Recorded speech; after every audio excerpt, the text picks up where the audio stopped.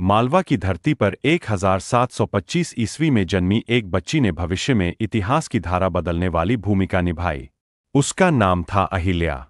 वह गांव चौनरी, जिला औरंगाबाद, महाराष्ट्र में जन्मी थी। उसके पिता मानकोजी शिंदे गांव के पटेल थे और मां साध्वी स्वभाव की थीं। बचपन से ही अहिल्या का स्वभाव बहुत सरल और धार्मिक था। वह छोटे छोटे कामों में मां की मदद करती और साथ ही साथ मंदिर में पूजा पाठ में भी रुचि लेती। गांव के लोग अक्सर कहते, यह बच्ची साधारण नहीं है, इसके भीतर कुछ विशेष है।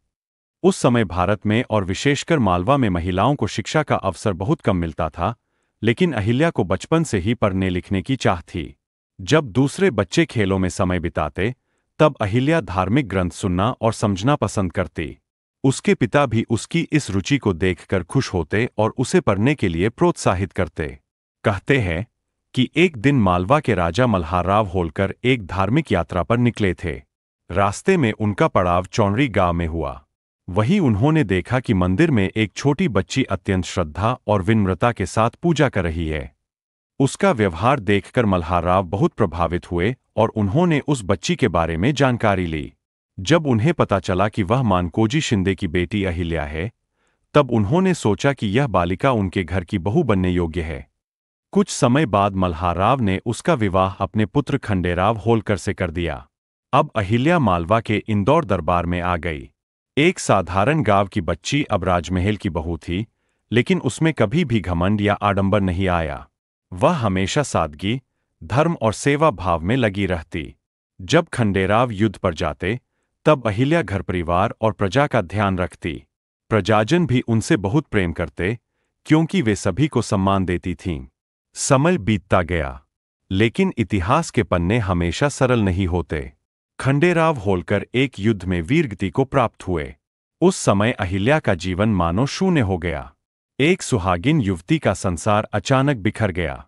प्रथा के अनुसार उन्हें सती होने के लिए भी कहा गया। जब वह चिता के पास बैठीं, तो उनके ससुर मल्हारराव होलकर ने आकर उन्हें रोका और कहा, बेटी, यदि तुम सती हो गईं, तो प्रजा का क्या होगा? घर का क्या होगा? तुम्हारी जिम्मेदारी कहीं बड़ी है। तुम्हें जीना होगा और प्रजा की सेवा करनी होगी। मल्हारराव के इन शब्दों ने उनके जीवन की दिशा बदल दी। अहिल्या ने दृढ़ निश्चय किया कि अब वह अपने जीवन का उद्देश्य सेवा, धर्म और न्याय को बनाएंगी। समय के साथ जब मल्हारराव का भी निधन हुआ, तब राज्य का भार पूरी तरह उनके कंधों पर आ गया। उस युग में महिलाओं का शासन करना असामान्य था, लेकिन अहिल्या ने यह जिम्मेदारी बखूबी निभाई। अहिल्याबाई ने इंदौर राज्य को नई दिशा दी। उन्होंने प्रशासन को सुदृढ़ बनाया, प्रजा की समस्याएं सुनी और न्यायपूर्ण निर्णय लिए। उनकी सबसे बड़ी विशेषता यह थी कि वे हर निर्णय में धर्म और मानवता को सर्वोपरि रखतीं। जहां कहीं अन्याय होता, वे तुरंत हस्तक्षेप करतीं। गरीबों और असहायों के लिए उनके दरवाजे हमेशा खुले रहते। उनका शासनकाल मालवा के स्वर्णकाल के रूप में जाना जाता है। उन्होंने सड़कों, कुओं, तालाबों और धर्मशालाओं का निर्माण करवाया, व्यापार और खेती को प्रोत्साहन दिया। लेकिन उनका सबसे महत्वपूर्ण कार्य था मंदिरों का जीर्णोद्धार और पुनर्निर्माण।